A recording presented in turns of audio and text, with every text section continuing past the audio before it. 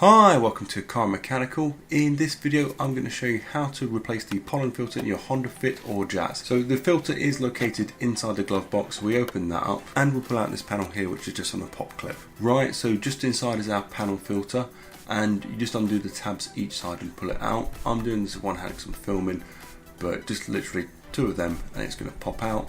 And just to mention, if you are in a different market to the UK where you're in a left-hand drive car, the glove box is just flipped on the other side, and from what I understand this is the exact same procedure. So once we've got the filter and the housing out, we're going to get our new panel filter and we're going to remove the old one there, which is a bit mucky, and the new one going in seems a lot less flimsy, it's a lot more solid. Hopefully it filters a lot more than the previous one as well.